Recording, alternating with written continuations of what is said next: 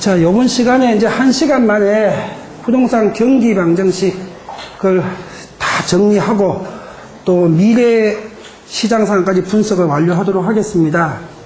자, 저번 시간에 R equal F GMP에서 G 경제 성장률을 봤습니다. 또 한번 정리하고 지나가자면요. 경제 성장률, 잠재 성장률을 기준으로 해가지고 잠재 성장률을 여기 교재에서 가운데 있는 파란 선, 이게 잠재 성장률 선입니다. 파란 선이. 잠재 성장률 이상으로 올라갈 때는 경기가 본격 상승 국면이고요. 잠재 성장률 이하에 있을 때는 바닥에서부터 반등하는 구간입니다. 그러면 한국 경제를 보자면은 잠재 성장률이 3.5인데 원래 2.8이고 작년도 2%였으니까 지금 바닥에서부터 반등 사이 구간이 있죠. 한국 경제도. 부동산 시장은 그보다 조금 더 낮은 상태에 있는 겁니다.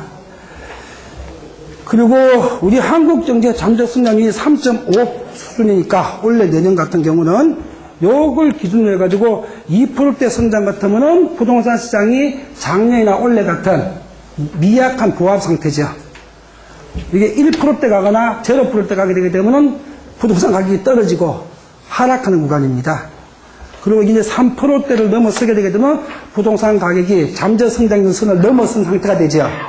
본격 상승 국면에 진입하는데 내년에 2014년에 지금 세계은행하고 그 다음에 IMF하고 OECD하고 우리나라의 한국은행 이런 국가기관이나 국제적 기관에서 예측을 하게 되게 되면은 예측이 맞을 확률이 80%에 플러스 마이너스 10% 정도쯤 됩니다. 70에서 90% 정도는 맞는데 그래도 틀리는 경우도 발생을 합니다. 그런데 그런 공신력 있는 연구기관이 아닌 개인이 하는 얘기나 조그만 경제연구소에서 하는 예측들은 50%는 맞고 확률이 50%는 틀립니다. 그래서 통계나 이 성장률 예측 전망을 절대적으로 믿으시면 안 됩니다. 아, 그런 방향이 거다 하고 7, 80% 정도만 믿으시면 됩니다. 내년에는 그 한국은행이나 국제에서 가장 공신력 있는 기관에서 예측을 하기를 한국 경제가 3.5%에서부터 4.0% 정도 성장할 걸로 지금 보고 있습니다.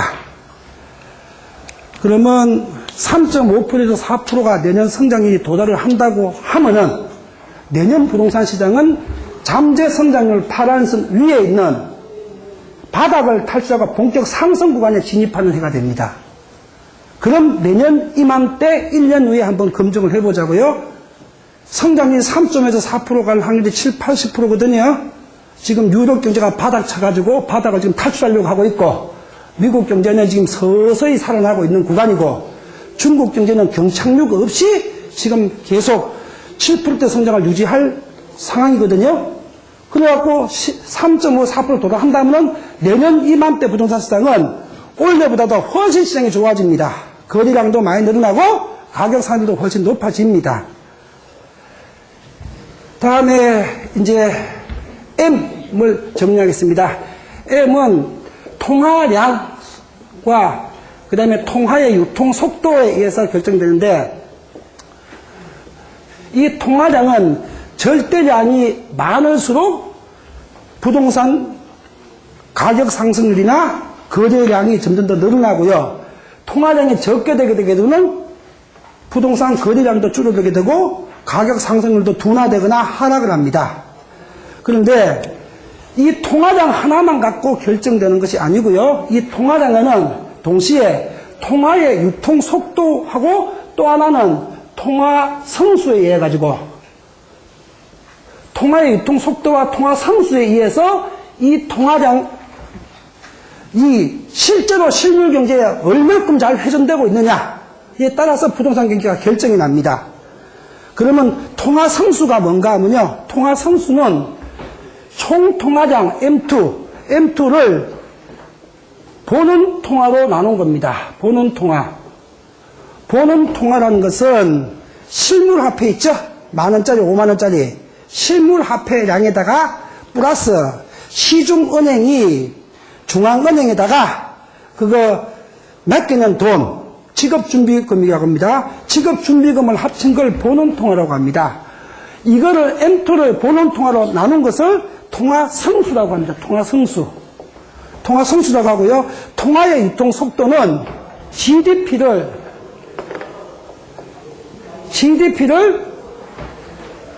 M2량으로 나눠둘 적에 통화의 유통속도라고 합니다. 이 두 개의 속도가 높아지게 되면은 시중에 풀려있는 돈이 시중에 빨리빨리 회전이 돼서 돈이 돌아간다는 얘기입니다. 내수시장이 활성화되어 있다는 얘기입니다. 그래서 풀려있는 통화량이 통화 유통속도와 유통성수가 뒷받침이 되게 되면 그때부터 부동산 가격이 올라가고 내수시장의 실물경기가 피부로 느끼는 시장의 상승이 시작이 될 때입니다.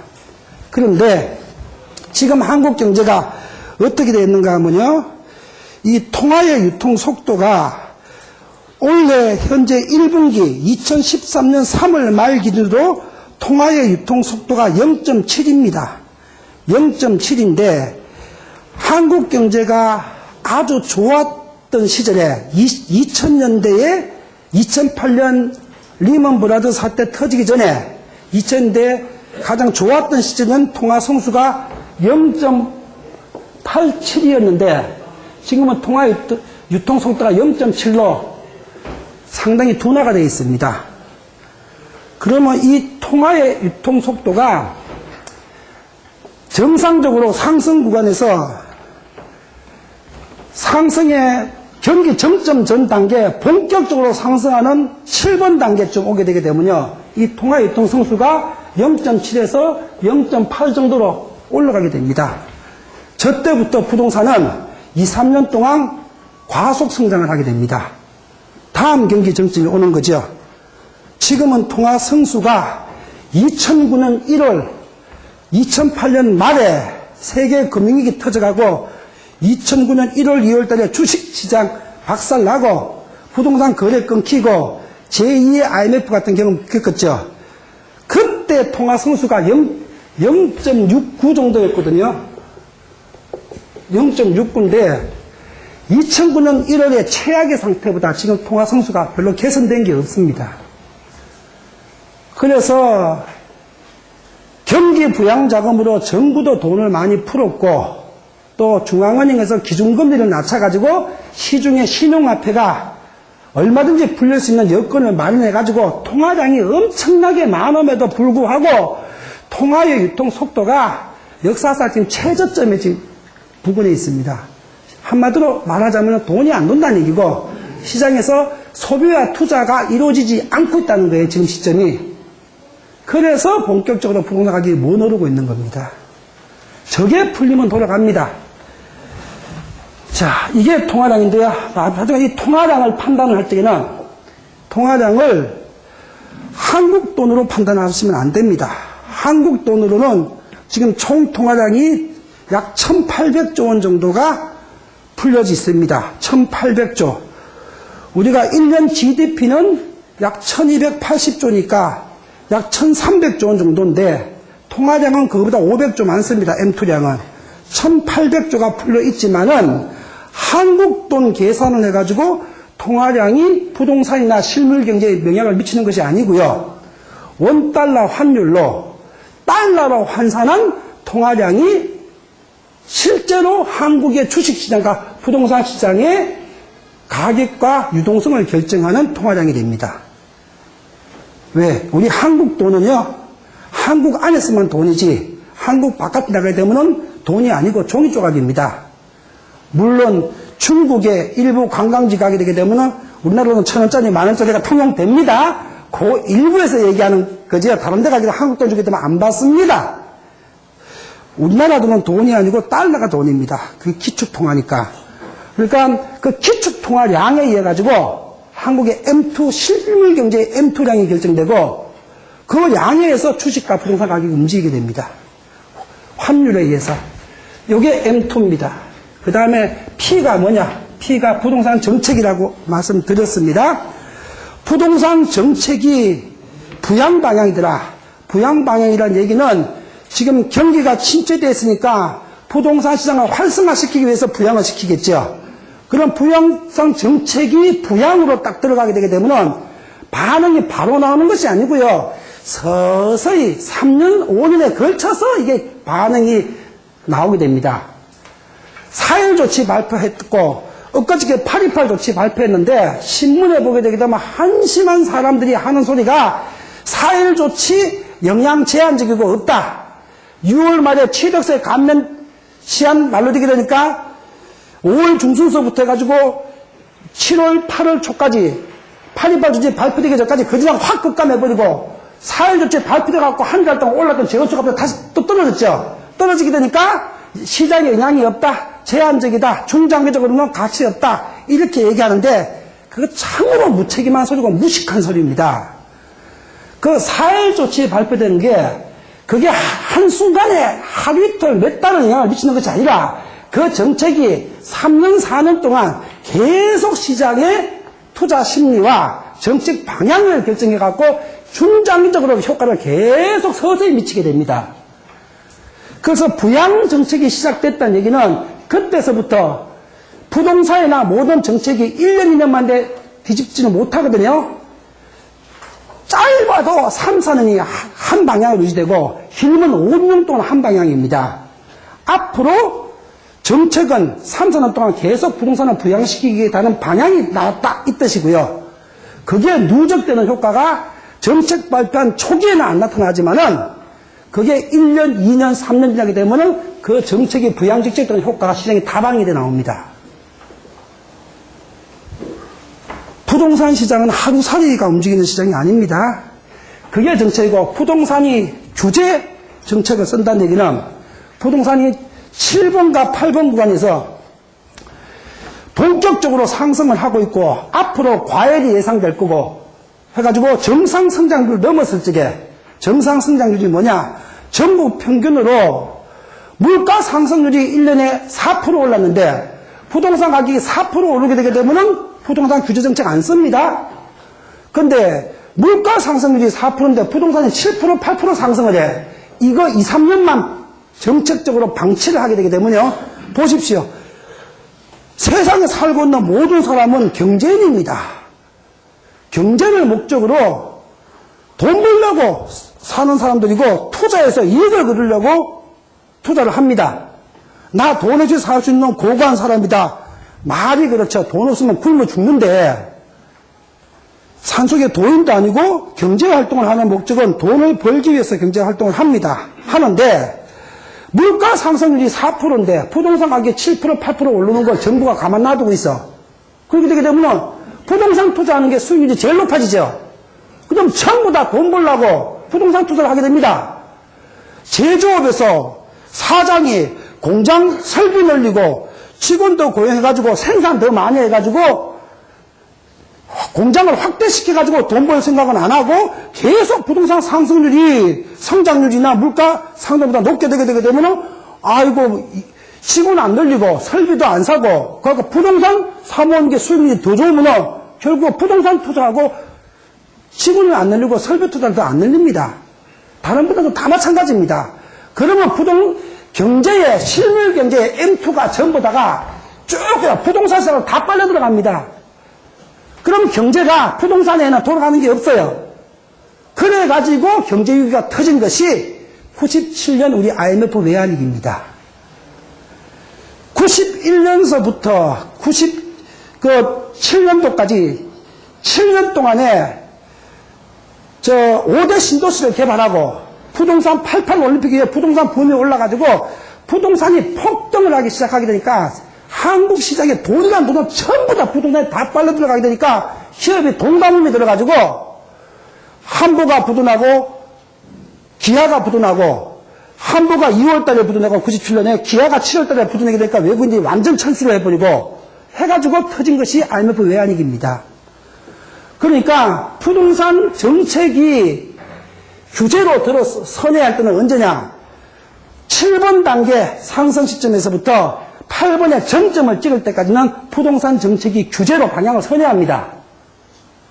그리고 부동산이 여기 3번 단계에서부터 5번 단계까지 계속 부동산을 공격적으로 부양 정책을 씁니다.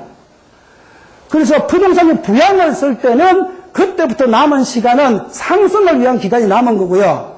부동산이 규제 정책을 쓸 때는 올라갈 적에 부동산 가격이 막 상승할 적에 2005년도에 노무현 대통령의 80조치로 부동산 공개념까지 도입하겠다고 시장을 잡으려고 했습니다. 그렇게 해봤자 시장은요 갈 때까지 뭐라고 그때 얘기했느냐, 국민들이나 언론에서 맨날 2005년도부터 보도된 내용이요, 부동산 규제 정책 발표하게 되면 석 달만 잠잠했다가 부동산 정책을 비웃듯이 다시 더 폭등을 합니다. 석 달 후부터. 부동산 정책을 한마디로 우습게 보는 겁니다. 그리고 노무현 정부를 조롱하고 시장은 정책만 안 들어 하면서 비웃음을 치면서 2007년도 말까지 오르다가 2008년도에 리먼 브라더 터져가지고 한번 제대로 당했죠. 올라갈 때 7번 단계에서부터 부동산 규제 정책을 필 때요, 편다고 해가지고 시장이 한 번에 말을 듣는 것이 아니라 여태까지 상승해 오던 관성이 있기 때문에 규제를 시작해갖고 짧게는 2, 3년, 길게는 3, 4년 동안은 규제를 안만 해도 시장 가격은 더 올라갑니다. 가속도의 원리와 관성의 법칙에 의해 가지고 시장 주체가 말을 안 들어먹어요. 말을 들어먹으려면은 4.1 조치와 8.28 조치 발표했으면은 국민이 말을 들으면 지금 전 국민이 집을 사야 되고 부동산 투자를 해야 되는데 아무도 안 움직이죠. 대중은 말을 안 듣습니다. 이 구간이 부동산 규제를 시작할 때입니다. 그래서 정부가 부동산을 지금 부양하다가 규제를 바꾸더라 하게 되면 우리는 딱 길면 4년, 짧으면 2년입니다. 이내는 부동산이 정점을 찍고 또 한 번 하강을 하고 3, 4년 쉬어가는 구간이 또 발생한다는 걸 알고 계시면 됩니다. 그거를 조절하는 것이 정책입니다. 경제는 시장에 의해서 움직이는데 시장은 소비자와 기업에 의해서 움직이는데 소비자와 기업이 자율 조절 기능으로 자기 스스로가 조절을 못하거든요. 못하니까 정책이 개입해가지고 더 많은 폭등을 7번 단계에서 규제를 쓰지 않게 되게 되면 8번 가서 꺾이게 되면은 요만큼 가서 꺾이게 되면 요만큼만 떨어지면 되는데 규제를 시작 안 하게 되면 이만큼 올라가게 되면 꺾일 때 이만큼 꺾여야 되거든요. 그래서 그걸 조절하기 위해서 부동산 정책이 필요한 거예요. 그래서 경제는 결국 시장과 정책이 결합돼서 경제가 움직입니다. 거기서 시장 부분은 소비자와 기업이고요. 부동산에서는 매수자와 매도자고요. 여기에 정책이 50%의 힘을 투입해가지고 시장을 파국을 나지 않도록 조절을 하는 겁니다. 이 세 가지에 의해서 시장이 움직입니다. 자, 그러면 교재를 통해서 첫 번째 시간 얘기했던 거 정리를 하고 이제 프로그램을 분석을 해보겠습니다. 117페이지 교재를 보십시오. 117페이지 부동산 경기 변동 방정식 이제 정리를 하겠습니다. 행간법으로 부동산 경기를 결정하는 변수는 경제 성장률, 통화량, 부동산 정책이다. 이를 수학적으로 R = FGMP 함수라고 표현을 한다. 경제 성장률이 잠재 성장률 이상으로 성장하면은 거래량이 증가하고 부동산 가격이 상승한다. 빠르면 내년부터 잠재 성장률 이상으로 우리 경제가 성장을 합니다.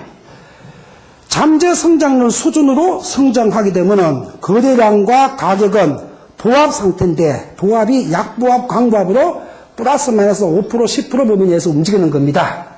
다른 변수에 의해서 보합 상태를 보이고 잠재 성장률에 현저하게 못 미치는 불량 성장을 지속하게 되면 거래량이 감소하고 가격이 하락합니다. 자, 이 책 앞부분에 한 7, 80페이지는 한국의 일본식 부동산 버블이 올 것인가 하는 근원점을 다뤄놨는데 제가 한마디로 정리를 해드릴게요. 이 책에는 거의 모든 관점, 논점이 다 들어가 있습니다. 한국이 일본식 20년 동안 장기 복합 불황, 부동산 디플레이션이 오지 않는 첫 번째 이유는요, 일본이 1990년 1월 3일서부터 도쿄 증시가 폭락하면서 지금 23년째 도쿄 증시가 전고점 39,000인데 지금은 15,000밖에 안 되는데 불과 1년 전에는 7,000이었어요. 니케이 지수가 39,000에서 7,000까지 떨어졌어요. 지금 이제 아베노믹스로 일본 중앙으로 돈 무지하게 찍어가지고 야 시중에 풀어줄게 하게 되니까 7,000, 8,000 하던 니케이 지수가 지금 15,000까지 올라 있는 겁니다. 그런데 그 23년 동안 일본은 23년 평균으로 1% 성장을 했어요. 1% 성장. 1년에 1% 성장을 했다고요. 1년에 1% 성장을 하니까 경제가 일본 같은 4만 불짜리 경제도 잠재 성장률이 2.5% 정도가 나오는데 잠재 성장률이 2%인데 1%를 20년 내도 잠재 성장 이하로 성장을 하니까 부동산 가격이 못 오르는 거예요. 그럼 우리나라도 일본처럼 부동산 버블 붕괴가 온다면 다른 요인이 수백 가지가 있는데 그건 일단 둘째 치고 우리나라 성장률 1% 성장률이 3년, 4년, 5년 계속되도록 하게 되면 부동산 폭락합니다. 그런데 우리나라는 1% 성장을 하려면은 앞으로 20년 후의 얘기입니다. 앞으로 20년 이내는 일시적으로 리먼 브라더스 사태 터질 때나 잠시 잠깐 1% 성장이나 한 해 정도 마이너스 성장을 할 수 있지만은 탄력적 환율 구조를 갖고 있기 때문에 한국 경제는 언제나 2, 3% 성장을 앞으로 20년 동안 합니다. 그러면 일본식 버블 붕괴는 헛소리에 불과하다는 얘기입니다. 그러면 20년 후에 1% 성장을 하면 어떻게 되느냐? 20년 후는 경제 구조가 어떻게 바뀌어져 있을지 모릅니다. 지금 우리 인류 경제나 기술이나 또 비행기가 불과 100년 전에 라이트 형제가 나무 판때기에다가 프로펠러 돌려가지고 띄우던 그 비행기가 지금은 자전거 같은 그 비행기가 보잉 747, 787이 그죠? 뉴욕까지 12시간 만에 왔다 갔다 하는 건 둘째 치고 우주 왕복선이 우주에 나갔다가 들어옵니다. 모르는 사람은 우주 나가는 게 비행기가 똑같을지 않냐? 전혀 다른 비행기입니다. 우주 바깥에 나가는 비행기하고 우리가 타고 다니는 여객기하고는요 전혀 다른 비행기인데 기술력으로서 100배 이상 차이가 나는 비행기입니다. 그러니까 그 우주 왕복선은 미국밖에 못 만드는 거예요. 그게 대기권을 탈출을 하려고 그러게 되면요. 시상에서 운행하는 속도 있지 않습니까? 그보다 10배 이상이 나올 수 있어야 그 대기권을 탈출할 수가 있습니다.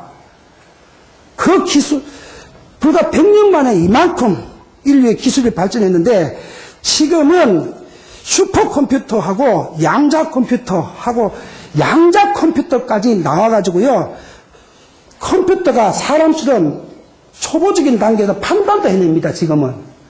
지금 현재 우리 일반 컴퓨터는 입력값만 계산하죠. 다른 거는 컴퓨터는 못하죠.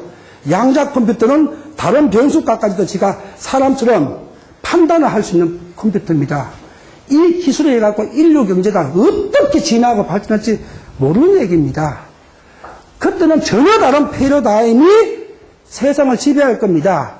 그런데 그 전에 우리 경제는 1% 성장을 하는 건 전혀 예측 가능한 범위가 아닙니다. 다음에 다시 교재 보겠습니다. 117페이지에. 그러니까 우리는 불량 성장, 1%대 성장을 하는 건 지금부터 20년 후에나 얘기지 우리나라는 해당이 없는 사항입니다. 그 다음에 통화는 총 통화량과 통화의 유통 속도에 의해 부동산 경기에 영향을 준다. 시중 통화량이 증가하고 통화 유통 속도가 빠르면 부동산 거래량과 가격이 상승하고 반대의 경우는 부동산 경기가 하락합니다.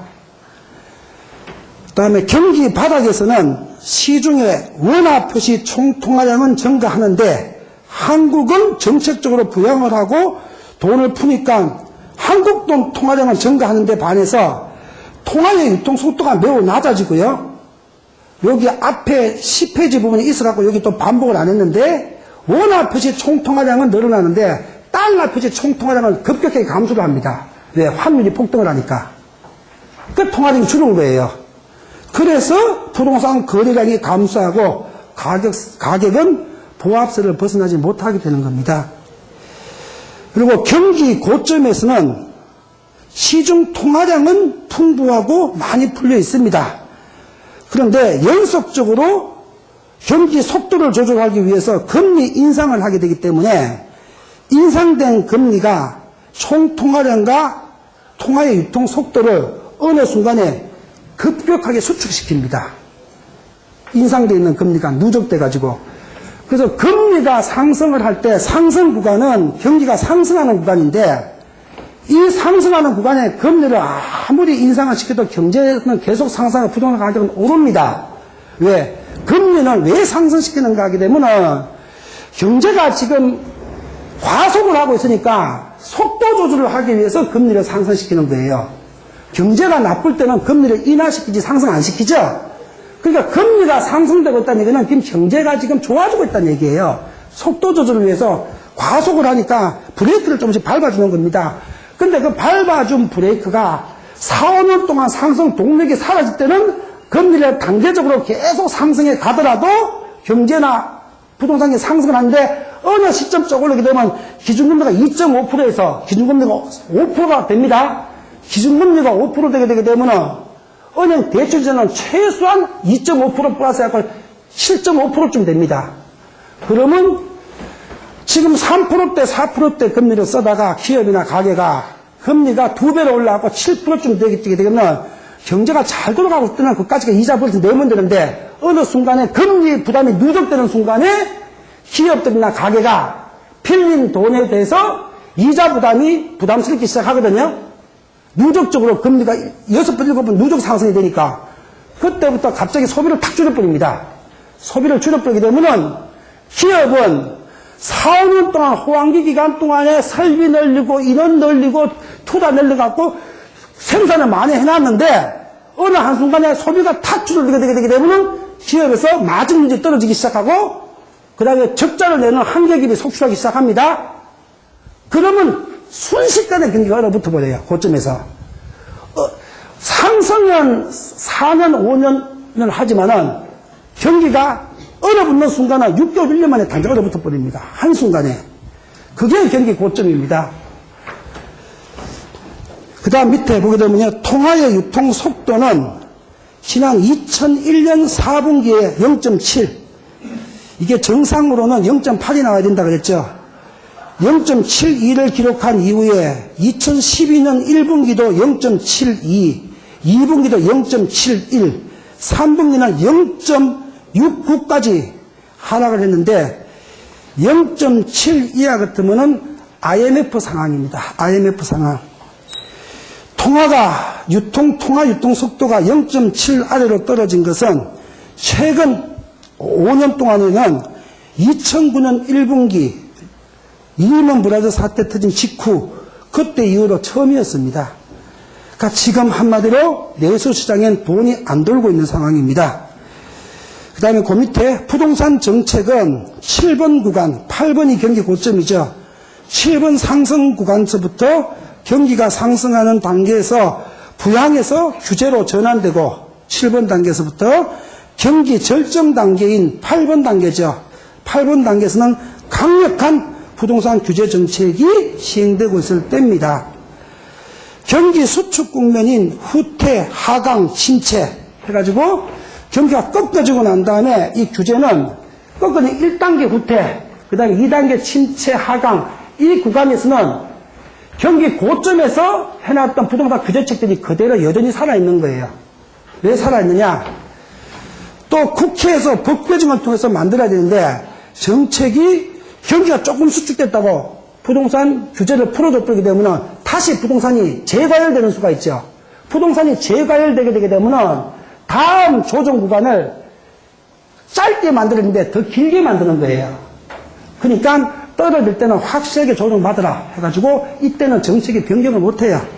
하다가 이 바닥 4번 단계 가까워지게 되게 되면 이제는 충분히 부동산 과잉 투자나 과잉 소비가 통제가 됐으니까 지금부터는 실물경제를 살리기 위해서 본격적으로 부양이 들어갑니다. 4번 단계 들어오게 되면 이때 초기의 정책은 4.1 조치나 8.28 조치처럼 아주 강력하고 혁명적인 조치들이 나오기 시작합니다.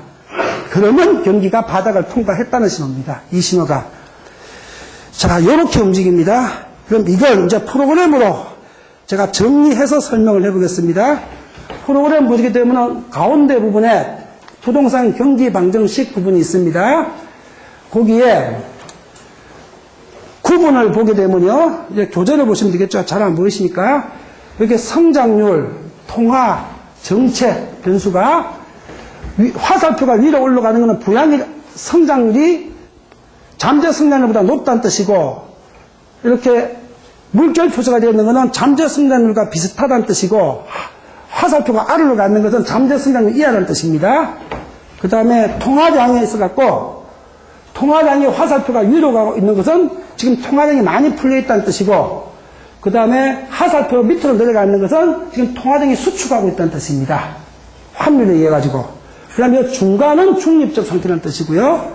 통화 유통 속도도 마찬가지입니다. 화살표가 위로 갈 때는 유통 속도가 정상적으로 나오고 있는 상태라는 뜻이고, 밑으로 가고 있을 때는 돈이 안 돌아가고 있던 상황이라는 얘기입니다.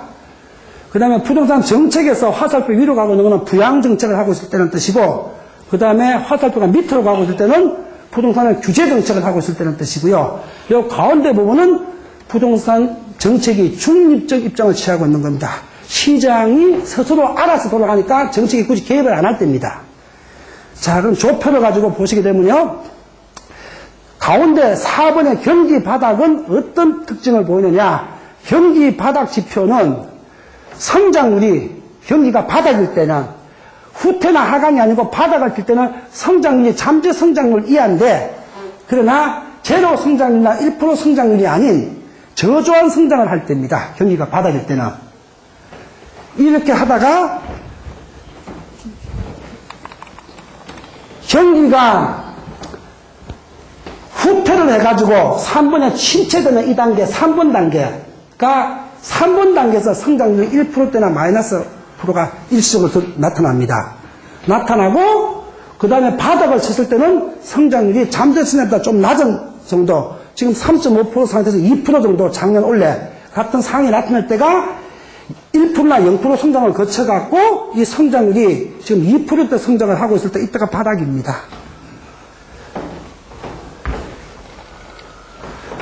자, 다시 보면요. 경기 바닥 신호가 성장률은 잠재 성장률 이하에서 느린 성장과 저조한 성장을 하고 있을 때고, 그 다음에 통화량은 시중에 많이 풀려가지고 금리도 낮고 정부는 계속 경기 부양 자금을 쏟아붓고 제가 시중에 돈을 엄청나게 많이 풀려있을 때입니다.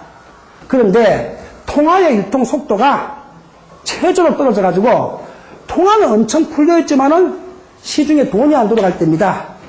그래서 우리가 느끼는 것은 피부로 느끼는 경기가 상당히 안 좋을 때, 그때가 통화 유통 속도가 정상치 이하로 떨어져 있을 때입니다. 지금이 그런 시점입니다. 그리고 부동산 정책은 적극적으로 아주 공격적으로 부양을 하고 할 때입니다. 이 성격이 딱 결합될 때가 부동산 경기 바닥 시점입니다. 그 바닥 시점이 그래프상 보자면요, 밑 하단 이 시점에 되는 거고요. 하단 이 시점에서 앞으로 남아있는 구간은 더블 딥이 발생하지 않는다 그러면 앞으로 4, 5년 동안은 상승을 하는 구간에 진입을 했다는 얘기입니다.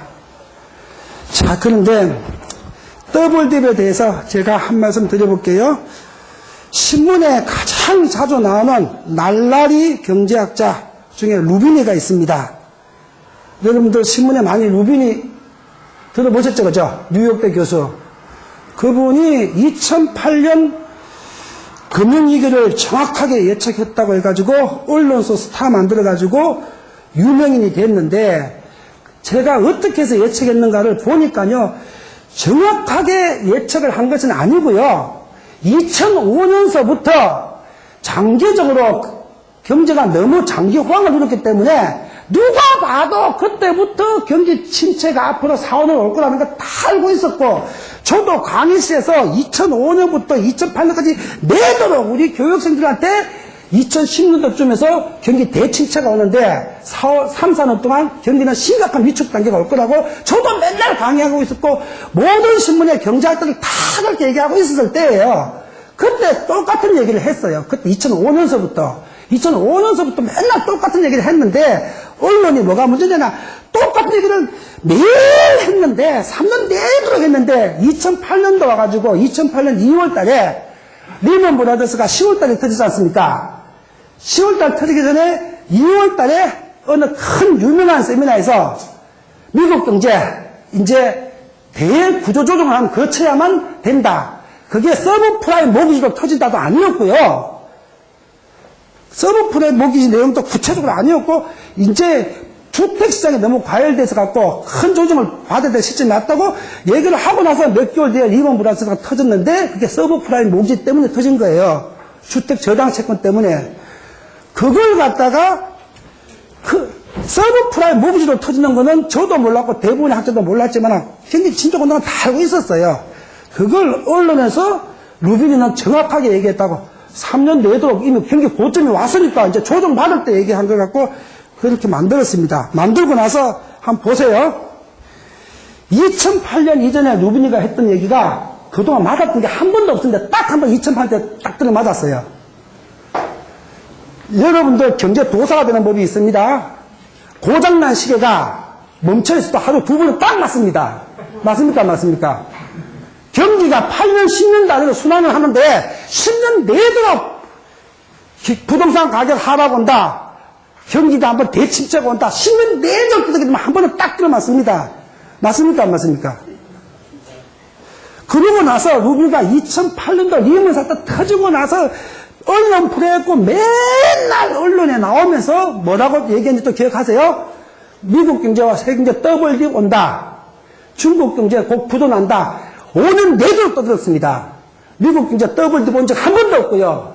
2008년으로 지금까지 느린 회복을 계속하고 있고요. 중국 부동산 버블 터지고 지방경제 부채로 부도낸다고 했는데 안 터졌고요. 앞으로도 4, 5년 동안 안 터질 거고요. 유럽 루비니가 뭐라고 얘기했느냐? 유로가 붕괴되고 유럽이 다 산다 쪼갔다가 각자 통화로 돌아간다. 유로가 진짜 붕괴된다고 5년 내도록 얘기했지만 유럽 붕괴 안 됐습니다. 맞습니까? 안 맞습니까? 대답 안 하신 분은 안 봐서 몰라요? 그대로 5년 동안 얘기했던 루비니 말 하나도 맞은 거 없습니다. 한 번 더 강조하자면요. 저들 포함해서 어떤 전문가 얘기도 믿지 마세요.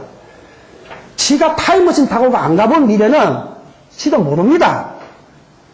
근데 아는 척 하는 것 뿐입니다. 경제적 목적으로. 그렇게 강의하고 돌아다니고 강사도 받고 돈 벌려고 회사 띄우려고 아는 척 하는 것 뿐입니다. 아는 사람 아무도 없습니다. 오로지 믿을 것은 사람의 말이 아니라 수많은 경제 지표가 있습니다. 부동산 FGNP가 있었죠. 세계 경제는 국제 구리 가격, 그 다음에 발틱 운임 지수, 그 다음에 미국 10년 만기 국채 금리, 그 다음에 국제 석유 가격, 이런 지표에 의해서 세계 경제가 움직입니다. 경제 지표는 경제에 나타나 있는 현재의 현상이거든요. 그래서 경제를 분석하고 예측하는 것은 정확한 지표를 보고 예측을 해야지 누군가의 견해를 들었을 까는 안 됩니다. 아는 사람 하나도 없습니다. 다음에 이제 지금 4번의 경기 바닥 상황을 봤습니다. 그럼 앞으로 경기 절정인 상황이 오게 되기 때문에 이거 꼬였네요, 화면이. 경기 절정 8번 단계가 오게 되기 때문에 이 상황이 어떻게 변하는가 하면요. 자, 교재에서 8번 경기 절정 단계를 보게 되면 성장률은 제일 왼쪽에 붙어 있죠. 그러니까 우리나라를 말하면 잠재 성장률이 3.5%인데 이때는 4.5, 5%씩 나오고 있습니다. 그러니까 성장률이 4%, 5%가 나오고 이게 3, 4년 연속이 되니까 이 절정 때 대중의 99%는 다음 경기 침체가 곧 임박했다는 걸 못 느끼는 겁니다. 그 호황이 계속 갈 줄 아는 거예요. 이 정점 상황이 오게 되게 되면 이미 2, 3년 동안 누적된 과잉 투자와 과잉 소비가 발생해 있기 때문에 경기 정점이 오는 거예요. 요게 성장률 상황이고요. 그 다음에 통화량을 보게 되면 통화량은 우측에 붙어가지고 정부는 이미 이 경기 정점 단계에는 경기 바닥에서부터 금리를 0.25%씩 7번, 8번을 갖다가 인상을 한 시점이에요. 기준금리를. 7번, 8번을 인상을 해가지고 금리 부담 때문에 점점 통화의 유통 속도가 점점 미세하게 떨어지고 있는 구간이에요. 그게 통화량이 줄어가고 있는 상황이고요. 그런데 통화의 유통 속도는 제일 왼쪽에 붙어 있죠. 통화량은 점점 줄어가고 있지만 통화의 유통 속도는 가속도에 원리해가지고 계속 시장이 팽팽 잘 돌아갑니다. 이러니까 금리 인상으로 시중 통화량이 미세하게 줄어들어 가더라도 통화량 속도가 계속 높아지게 되니까 실제 국민들은 통화량 감소를 못 느끼게 되는 거예요. 그 다음에 부동산 정책은 이때는 우측에 붙어갖고 더 이상 부동산 가격이 폭등을 하게 되게 되면 경제가 더 장기적 침체를 겪게 되니까 강력한 규제 정책을 쓰면서 부동산 시장을 억제하고 있을 때입니다. 이 현상이 경기 정점 때 나타나는 현상입니다. 자, 그래서 1번서부터 8번까지가 있는데 제가 경기 바닥인 4번과 경기 절정인 8번 상황을 분석을 해드렸습니다. 나머지는 이 중간 단계로 혼재되어 있는 상황이에요. 이 중간 단계로. 요런 단계를 거쳐갖고 경기가 변동을 하게 됩니다. 자, 그러면 이제 결론적으로 118페이지를 펴보십시오. 그럼 오늘 세미나 주제고 본론이죠. 그러면 향후 경제는 어떻게 돌아갈 것인가? 경기 방정식으로 풀어보는 향후 시장 전망. 오늘 주제고 오늘 세미나의 결론입니다. 그러면 가운데 부분 밑에 좀 보시게 되게 되면요. 오게 되면은 빨간색 글씨로 가운데 바로 밑부분에 2013년에서 2014년 시장 상황입니다. 이 책이 올 3월 달에 출판이 됐고 이 책을 집필은 작년 하반기에 했습니다. 2002년 8월서부터 12월까지 쓴 책이에요. 그러니까 이 책 쓴 시점이 지금 벌써 1년 전입니다. 그때 쓴 2013년, 2014년 미래였습니다. 미래. 1년 전입니다. 올해하고 내년은 거래량과 가격이 서서히 상승하는 1차 상승 구간입니다. 왜? 경기 방정식에서 바닥을 쳤지 않습니까? 특징적으로. 그래서 바닥을 쳤으면 남은 건 상승 구간밖에 안 남아있는 겁니다. 그리고 2015년부터 2018년은 미세한 1차 중간 조정을 거쳐갖고 2차 상승이 본격적으로 하는 구간이 복합돼서 나옵니다. 복합돼서 나오는데 이 복합돼서 나오는 시장의 거래량들이 지금 현재 거래량보다도 몇 배수가 더 많은 거래량이 수반이 돼서 나오는 겁니다. 그래서 2015년, 18년에 있는 1차 중간 조정은 기간도 짧고 그 다음에 가격은 안 떨어지면서 거래량만 주는 조정을 한 6개월에서 1년 거친 다음에 그 다음에 2차 상승 구간은 아주 대폭 상승하는 구간이 드러납니다. 화폐 현상 때문에. 그 다음에 2019년부터 2020년 이 구간이 다시 조정 구간이 옵니다. 경제는 상승을 하게 되면 필연적으로 하락 구간이 발생을 합니다. 요게 앞으로 벌어질 경제 상황인데 오늘 2시간 동안은 경기 변동 프로그램만 갖고 설명을 하게 되니까 이 지표만 갖고 그렇게 단언할 수 있겠느냐 생각을 하시는데 이 116페이지 오기 전에 1페이지에서부터 환율과 성장률과 시장을 다 분석해가지고 여기까지 나온 지표 분석의 결과입니다. 지표 분석의 결과고 두 번째는 미국 대통령 선거 주기에 맞춰가지고 미국 연준이 금리를 인상하는 본격적인 출구 전략을 쓸 시점. 연준 의장 버냉키가 3년 전부터 공언을 해갖고 석 달마다 한 번씩 확인 사살을 해주는 얘기가 있습니다. 미국의 금리 인상은 2015년부터 시작한다고 얘기 들었습니까? 신문 보신 분들 알죠? 3년 내도록 하는 얘기죠. 2015년부터 금리 인상한다고. 금리 인상해가지고 3, 4년 동안은 경제가 상승 구간입니다. 그 다음에 3, 4년 누적되고 난 다음에 과잉을 조정하는 이제 다시 후퇴 구간이 나오는 거죠. 그건 연준 의장이 달러량과 금리를 그렇게 조정했다고 공표를 해놨죠. 경제는 거기에 반응해서 움직입니다. 화폐 현상이니까. 그래서 이런 경기가 변동 분석이 나오는 겁니다. 이거는 저의 주관적 의사가 아니고 경제적 지표를 얘기하는 겁니다. 자, 그러면 시간이 한 50분 됐는데요. 한 10분 정도만 여러분들이 질문하실 거 있으면 질의응답 한 10분 정도 받고요. 예, 그리고 오늘 세미나 마치도록 하겠습니다.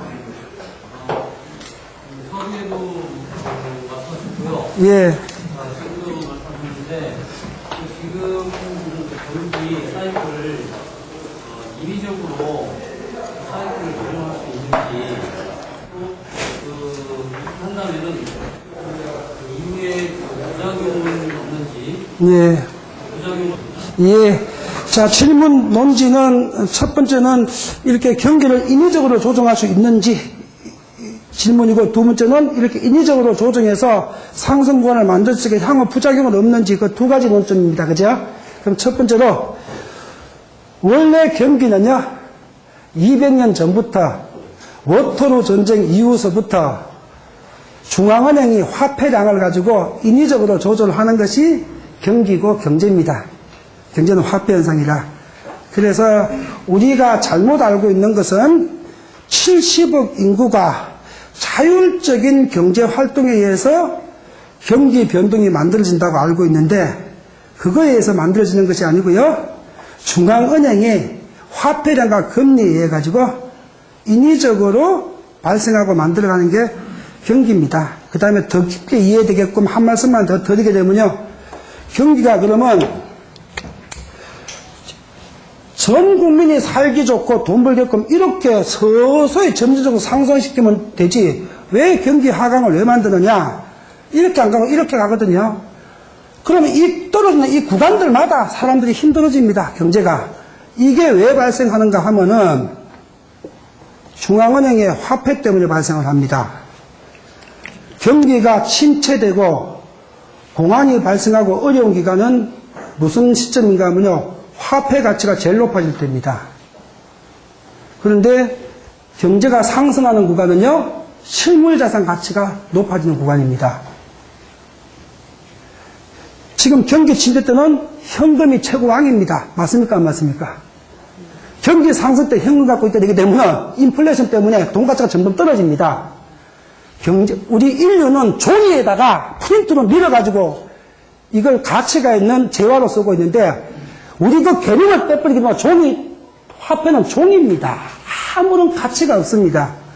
또 하나 일반인이 오해하고 있는 건, 10,000원짜리, 50,000원짜리 돈이 이게 가치가 있다고 생각하거나 한국은행에서 발행하니까 은행에서 가치를 보장해 준다고 생각하는데요, 전혀 법적으로 경제적으로 한국은행은 돈을 발행은 하지만은 화폐 가치는 경제적으로나 법률적으로나 도덕적으로나 이런 한 푼도 화폐 가치를 50,000원짜리를 50,000원이라고 보장해 준 적도 없고 보장해 주지도 않습니다. 그냥 종이를 프린팅하는 것밖에 안 합니다. 그런데 그 화폐가 경제를 이루고 있는 게 인류 자본주의거든요. 지난 200년 동안. 쭉 경기 침체가 상승만 해버리게 되면 화폐가 종이 조각이 돼버립니다. 누구도 화폐 보유하려고 안 됩니다. 가치 떨어지니까. 인위적으로 경기 파동을 일으킬 때마다 떨어지는 구간에는 화폐가 가장 좋은 투자 수단이고, 상승하는 구간은 실물경제, 부동산과 주식이 금덩어리가 가치가 있는 구간이고, 이 구간을 반복하면서 실물과 화폐가 조화를 이루게끔 만들어가는 것이 자본주의 경제입니다. 그러니까 대답의 본질은 이겁니다. 원래 경기는 중앙은행에서 화폐 통제를 통해서 인위적으로 만들어가는 게 경기입니다. 자연 발생적이 아닙니다. 그 다음에 두 번째, 이렇게 했을 적에 향후 부작용은 없느냐? 부작용도 많고 선작용도 많지요. 우선 부작용부터 얘기를 하자면은, 부동산 경기를 살리고 경제를 살려가지고 금리를 낮추고 돈을 더 풀어가지고 경제를 살려주게 되면 어떤 부작용이 있느냐? 부동산 가격이 다시 재상승을 하게 됩니다. 그러면 부동산 가격이 상승을 하게 되게 되면 부동산이 있는 사람한테는 재산이 늘어나서 좋지만은, 내 집 한 칸 없거나 부동산 없는 사람들한테는 가격이 상승할수록 내 집 만나기가 더 힘들어지고, 그 다음에 부동산 가격이 상승할수록 부동산 많이 가진 사람, 부자들한테는 혜택이 많이 가지만은 없는 사람은 점점 더 어려워져 갖고 빈부격차가 더 확대됩니다. 첫 번째 부작용은 그 빈부격차가 어느 선을 넘어서게 되게 되면 사회 폭동이 돼 갖고 사회나 정치 구조가 무너집니다. 항상 우리가 조선시대 이전에 봉건 시대는 마지막에 농민공기로 한 왕조가 바뀌죠. 시민폭동으로.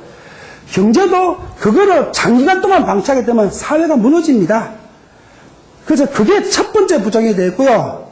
부작용이 아닌 선작용은 뭐냐? 경제가 좋아지게 되게 되면 실업자들이 줄어들어가지고 취직할 수 있는 장소도 많아지게 되고 또 장사하거나 기업하는 사람들 수익이 확대되는 기회가 많아지게 되게 되니까 좀 더 경기가 상승 구간에서는 더 여유있게 살 수 있는 좋은 점도 있죠. 그런데 결론을 말씀드리겠습니다.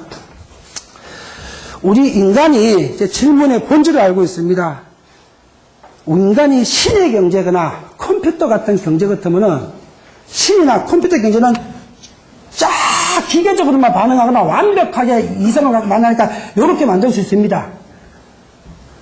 그런데 인간은 감정도 개입되어 있고요. 지 판단도 개입되어 있고 그 다음에 지적 상태나 자기 환경에 따라서 똑같은 얘기를 받아들이는 것을 정반대로 받아들입니다. 제가 15년 강의하면서 느꼈던 것이요. 요 앉아 계신 분 중에서 이게 100분입니다. 100명. 지금 현재 100석이라서. 50명은 제가 말하는 대로 알아듣는데요. 50명은 제가 10년 동안 보게 되니까 제가 말하는 거 정반대로 알아들어요. 진짜예요. 사람이 똑같은 말을 했는데 A와 B는 반대로 받아들여요. 이해 상태가 안 똑같아요. 또 어떤 사람들은 열심히 들었는데 거꾸로 들어요. 이제 2018년, 15년의 상승 구간입니다. 그렇게 몇 번을 얘기했죠. 그때 소장님이 하락한다고 얘기하지 않습니까? 하고 하는 사람이 또 몇 명이 있어요. 다시 말해서 사람은 불완전한 존재예요. 이성만 있지도 않고 감성도 개입되고 판단도 개입되고 생각이 개입되고 이걸 만들 수 있는 구조가 안 나오니까 그러면 결국은 이렇게 가기 위해서는 어떤 방법을 써야 되냐? 이런 방식으로 해서 가야 되는 거예요. 필연적으로. 그러니까 자본주의 사회의 경기 변동은 불가피한 현상입니다. 이거 없이는 화폐 경제가 자본주의가 붕괴됩니다. 그러니까 우리가 이제 똑똑한 사람이라면은 경기 변동을 나쁘게 받아들이는 것이 아니라 경기 변동을 자기가 고점 때 팔고 저점 때 다시 사고 하는 방향을 타는 걸로 이용을 해야 되겠죠. 그리고 무조건 나쁘다고 얘기해도 안 되고요. 오르게 되게 되면 빈부격차가 확대되게 되니까 무조건 나쁘다 이런 사회주의적 얘기하지 마시고요. 이럴 때 있는 사람들은 집을 마련할 수 있도록 정책이 도와주고 추구도 집을 마련하지 못한 전체 국민의 30% 계층은 국가가 싼 연구임대주택 만들어가지고 한 300만 원에 월세 20만 원에 영원히 내 집 없어도 살 수 있는 국민임대주택을 빨리 확대해가지고 집 없는 사람들 주택 문제를 해결해주게 되면은 그 주택량이 늘어나게 되게 되면 없는 사람 중 문제도 해결이 되고 그 다음에 나머지 부분은 시장에 맡기더라도 이미 충분한 임대주택이 공급되어 있게 되게 되면 부동산 가격이 정상 가격 이상으로 폭등을 못합니다. 공급이 충분히 되어 있으면은 그런 방법으로 막아야지 부동산 가격을 오르는 걸 근본적으로 막아야 된다 하는 건 잘못된 겁니다. 단 한마디로 부동산 가격 상승을 막아야 된다는 게 잘못된 논리 한마디만 정리해 볼게요.